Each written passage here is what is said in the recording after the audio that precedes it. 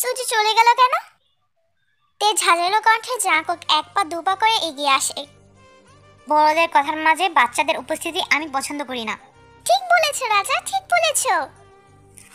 জাঙ্কুকের কথা তাল মেলালো পাখিটি, আর সেদিকে তাকিয়ে হা করে তাকিয়ে থাকে তে। তে উঠে দাঁড়াতে পাখিটি উড়ে তের কাঁধে এসে বসে। ওয়াও, কি কিউট। তোমার নাম বলো তাকে, দেখবে সে তোমার সাথে কথা বলবে। তে তার নামটা কাকাতুয়ার উদ্দেশ্যে বলতে কাকাতুয়া তের নাম ডেকে প্রত্যুত্তর করলো। সঙ্গে সঙ্গে খিলখিল করে হেসে উঠল তে। পাখিটির সাথে এতটাই খুনসুটিতে মেতেছিল সে যে মুখ ফসকে জাঙ্কুককে অতীতের কথা সব বলে বসে। জানেন, আমার একটা পাখি ছিল, কিন্তু পাখিটিকে একটা। তে থেমে গেল। জাঙ্কুক তার দিকে তাকিয়ে আছে শুকনো দৃষ্টিতে। একটা কি? না, কিছু না। সকালে তখন হাসছিলে কেন? হাসছিলাম কারণ গতকাল আমাকে খুনি বলেছেন, কারণ আপনার পায়ে ছুরিটা পড়ায়। কিন্তু আজ সকালে আমাকে এখানে ডেকে এনে এইভাবে ইট দিয়ে মাথা ফাটিয়ে দিলেন। রিভেঞ্জ নিয়েছেন বুঝি। এখন কি আমি আপনাকে খুনি বলবো? কি সব যাতা বলছো তুমি? তোমার মাথা ফাটাবো কেন আমি? কাল যে আপনার পায়ে আমি ভুলবশত ছুরি কোপ দিয়েছিলাম, হয়তো সেই রিভেঞ্জ নিলেন। তে এমন যুক্তিহীন কথায় বেশ রাগ লাগলো জাঙ্কুকের। রাগান্বিত হয়ে তের সামনে দু পা এগিয়ে ঘাড় নামিয়ে দাঁতে দাঁত চেপে বলে, ইচ্ছা করছে কষিয়ে দুটা চড় দিতে। জাঙ্কুকের ধমকে তে হুকচুকিয়ে উঠে। জাঙ্কুক নিজের রাগ নিয়ন্ত্রণ করে তের কানের সামনে মুখ নিয়ে বলে, এখন তো আমার অধিকার নেই। যদি কোনো অধিকার থাকেও তবে ভুলেও তোমার গায়ে হাত তোলার সাহস করব না। যদি অতিরিক্ত মাত্রায় সীমা লঙ্ঘন করো তবে আমার কিছু করার নেই। নিজের অজান্তে হলেও দু চারটা চট তোমার গালে পড়তে পারে। জীবন, জাঙ্কুকের ধৈর্য সম্পর্কে তুমি জানো না। আমাকে ধৈর্যহীন করার জন্য তোমার এই বোকা বোকা কথাগুলোই যথেষ্ট। আর আমার ধৈর্যের বাঁধ ভেঙে গেলে কি হয় তুমি নিজেও জানো না। জাঙ্কুকে এমন কথায় কোনো প্রত্যুত্তর করতে পারল না তে, শুধু ফ্যালফ্যাল করে তাকিয়ে রইল। চন্দনপুরে তের আরও বেশ কয়েকটা দিন কেটে গিয়েছে। জাঙ্কুক আর তের সম্পর্কটা এখন কিছুটা স্বাভাবিক। আড়াল থেকে তে নিজেই এখন জাঙ্কুককে অনুসরণ করে। জাঙ্কুকের ধমক, বারণ, গম্ভীরতা, হাসি, খেয়াল রাখা সব কিছুই তের মাঝে অন্যরকম অনুভূতির জানান দেয়। এদিকে ইউনো তের বেখেয়ালি আচরণ বেশ ভালো করে বুঝতে পারছে, কিন্তু কেন এমন হচ্ছে সে কিছুতেই বুঝতে পারছে না। কিন্তু আয়ু সবটাই বেশ সূক্ষ্ম নজরে খেয়াল করেছেন। তাই তিনি আজ থেকে আলাদা করে বাইরে নিয়ে যান।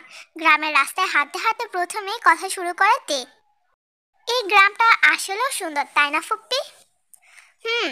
জানিস তে, আমাদের পাশের গ্রামটাই ছিল অনন্তপুর। সেখানে আমি বড় হয়েছি, তোর বাবা বড় হয়েছে। তারপর তোর বাবার বিয়ে হওয়ার কয়েক বছর পর আমাদের ঘর আলো করে তুই এলি। এর মাঝে আমার বিয়েটা হয়ে যায় তোর ফুপ্পার সাথে। আমাদের কোনো দিক দিয়েই অভাব ছিল না। আমরা সেই সময় ছিলাম সমৃদ্ধশালী পরিবার। হুট করেই বিয়ের কয়েক বছরের মাথায় আমাদের গাড়িটা অ্যাক্সিডেন্ট করে। তুই, ভাবি আর ভাইজান তখন তোর নানা বাড়ি ছিলে। আমি আর আব্বা আম্মা তোর ফুফা মিলে হসপিটাল থেকে বাড়ি ফিরছিলাম। শহরের কাছাকাছি হাসপাতাল, আসতে যেতে সময় লাগতো বেশ। বাসের জার্নি আমার সহ্য হতো না। যেহেতু আমার অপারেশনের রোগী ছিলেন, তাই আমরা মাইক্রোবাস ভাড়া করি। নিয়তির বিচারে আসার পথেই অ্যাক্সিডেন্ট করি। আমি বেঁচে গেলেও বাকিরা বেঁচে ফিরেনি। সেই সব কথা মনে পড়লে এখনো আমার আসমান জমিন ভাগ হয়ে যায়। এই জীবনে মাত্র অল্প কয়েক বছর সংসার করেছি, তারপরেই আমার জীবনটা হয়ে গেল সাদা কাপড়ের বন্দি। আয়ু থামলো। তার চোখের কোণে জল চিকচিক করলেও চোখের কর্নিশ পেয়ে তা বের হলো না। পুরোনো কথা মনে পড়ায় তের বেশ মন খারাপ হলো। ফুপ্পি, আবার এসব ভেবে কষ্ট পাচ্ছ কেন তুমি? তে, আমি তোর আর জাঙ্কুকের ঘনিষ্ঠতা লক্ষ্য করেছি। আমায় যদি মূল্য দিয়ে থাকিস তবে আল্লাহর দোহাই তুই এই ছেলের সাথে মেলামেশা ছেড়ে দে। জীবন, জাঙ্কুক যে তোকে চিনে ফেলেছে তুই কি তা বুঝতে পারছিস না? কি কি কি বলছো তুমি এইসব? ঠিক বলছি আমি। একবার ভেবে দেখ, যেই পুরো গ্রাম দখলে রেখে পরিচালনা করে সে তোকে চিনবে না? এতই কি সোজা নাকি? তোকে দেখা দুদিনের মাথায় এত আদর সোহাগ ভাব, সেই ছেলে কি কোনো সাধারণ মতলব আছে? যে ছেলে এতটা শুকনো মস্তিষ্কের অধিকারী, সেই ছেলে বুঝি তোকে ভুলে গিয়েছে মাত্র 8 বছরে? তোকে ফেস টু ফেস দেখে হলেও চেনার কথা। ভুলে গিয়েছিস জেনের কথা? জেনি আমায় বলেছিল, যাকে জীবন চাঙ্কুক শাস্তির কাঠগড়ায় দাঁড় করায় তাকে শাস্তি দিয়েই ছাড়ে। কিন্তু তোকে মাফ করার কারণ কি? তোর সাথে খারাপ কিছু করেনি, বরং নিজের কাছে রাখতে চেয়েছে। এই ছেলে যে তোকে চিনতে পেরেছে আমি ভালো করে জানি। এইসবের মানে কি ফুপ্পি? তুমি আমার আগে বলনি কেন? আমি জানি তোকে জানালে তুই এখনই বাড়ি থেকে বের হওয়ার জন্য প্রতিক্রিয়া করবি। এতে জাঙ্কুক আমাদের উপর রেগে যাবে। সে যে আমাদের কৌশলে ওই বাড়িতে বন্দি করে রেখেছে আমি বেশ ভালো করে বুঝতে পেরেছি। একটা কথা বলে, জাঙ্কুকের সঙ্গ ছেড়ে দে। আমি তোকে ছোট থেকে মানুষ করেছি, আমি জানি তুই কেমন মেয়ে। তুই যে ভালোবাসার কাঙ্গাল সেটা আমি বুঝি। তাই জাঙ্কুকের যত্নগুলোকে তোর মাঝে ভালোবাসার রূপ নিতে চাইছে। এই জীবন বাড়ির সূত্রের অভাব নেই। তুই সেদিন দেখলি না কি কাণ্ড হলো? বাড়ির কুকুরগুলোকে কে মারলো? আমি ভাইজানের সঙ্গে কথা বলেছি, এই বাড়ি থেকে খুব শীঘ্রই বিদায় নেব। দেখ, এই গ্রাম দেখলে আমার যেমন অতীতের আনন্দময় দিনগুলো পরে ঠিক ততটা বিষাদ তিক্ত স্মৃতি মনে পড়ে। আমি চাই না তোর উছিলায় হলেও এই দেশে এই গ্রামগুলোতে আমাদের আসতে হয়। আগে যদি জানতাম সত্যি সত্যি আমাদের গ্রামে আসতে হবে, তবে কখনো তোকে জোর করতাম না। তেকে চুপচাপ থাকতে দেখে আবার মুখ খুললেন নায়ু।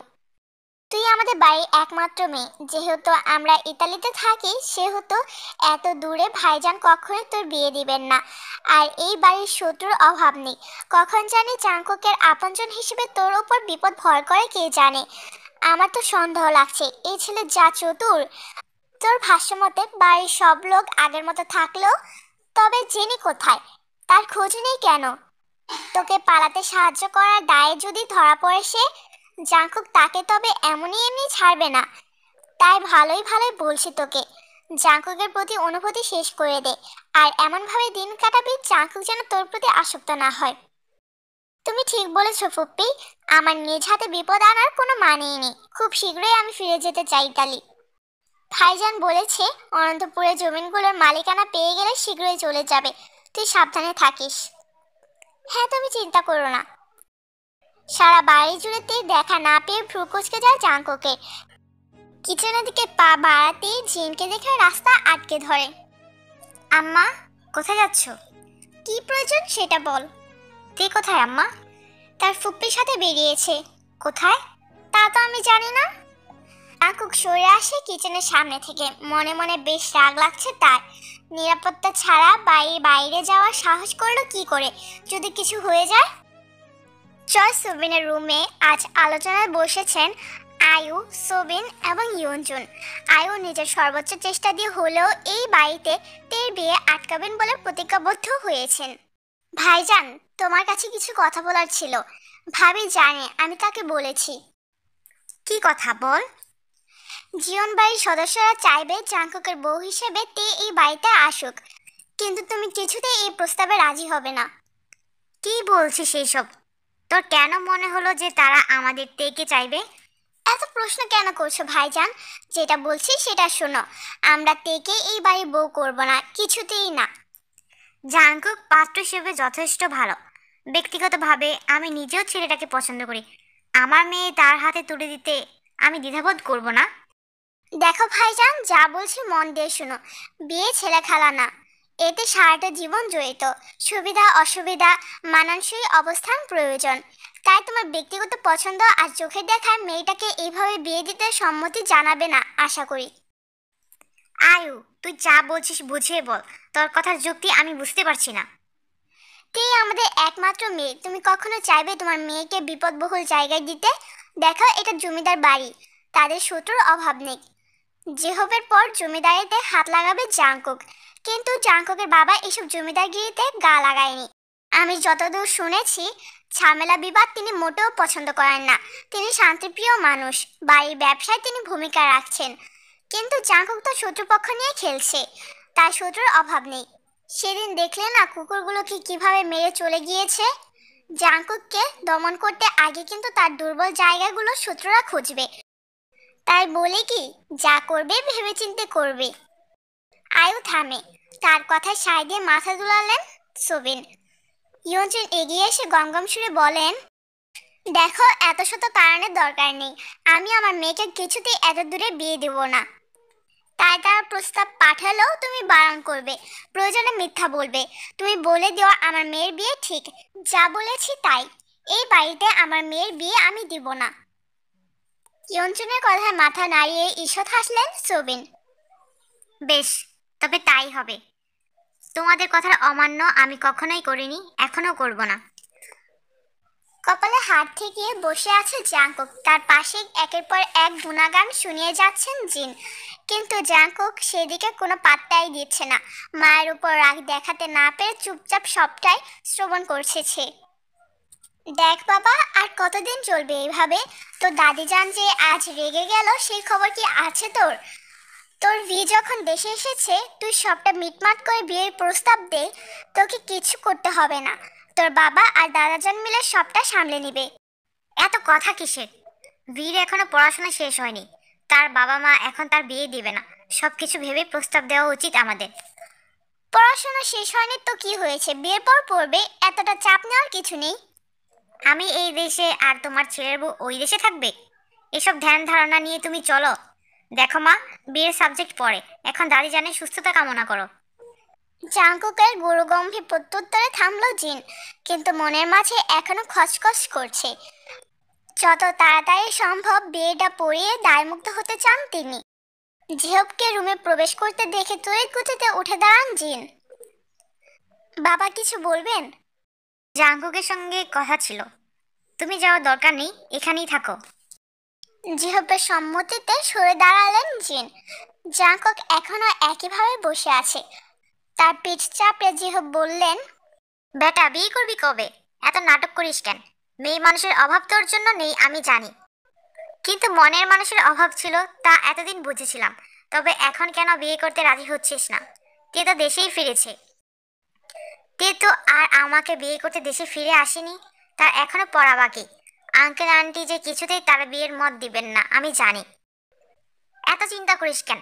তোর দাদাজান আছে না, তারা রাজি না হলে তুলে এনে বাপ মেয়েকে বিয়ের আসরে বসাবো, দেখি বিয়ে কি করে না হয়।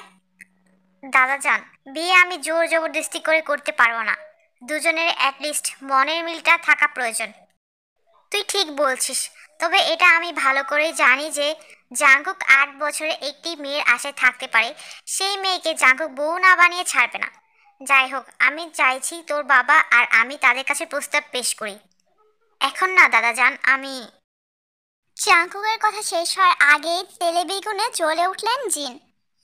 দেখলেন আব্বা, দেখলেন এই ছেলে কি চাইছে? আমি কিছুই বুঝি না। আহ আম্মা, আমাকে একটু সময় দাও। বেশ দাদু ভাই, তোমাকে সময় দিলাম, তার আগেই আমি যেন পজিটিভ নিউজ পাই। পুকুর পাড়ে বসে জিমিনের সাথে কল আড্ডায় মেতে উঠেছে 3 বন্ধু। তাদের টপিক আজ বাঙালি সাজ। গ্রাম্য ছবির ফটোগ্রাফি শেষে এবার সুগার মাথায় বুদ্ধি এসেছে গ্রাম বাংলার বউ সাজে টেকে দিয়ে ফটোশ্যুট করবে। কিন্তু এইসব কিছুতে ফেসাদে পড়েছে সে। এদিকে জিমিন তাদের সবার সঙ্গে ভিডিও কলে তর্ক বিতর্কে লেগে আছে। দেখতে শাড়ি চুড়ি কাজল পরলে তোকে সুন্দর লাগবে, এত নাক উঁচু করিস কেন? না রে জিমিন, শাড়ির সাথে লম্বা চুল মানানসই, আর কাজল তো আমি জ্ঞান হওয়ার পর কখনোই পরিনি। শাড়ি পরতে অসহ্য লাগে, আমি পরবো না। তুই সুগাকে বল এইসব টপিক যেন বাদ দেয়। তের তিক্ত মুখের কথায় রাগ লাগলো সুগার। গলায় ঝুলে থাকা ক্যামেরাটা রাগ দিয়ে ছুঁড়ে মারলো ইউনোর দিকে।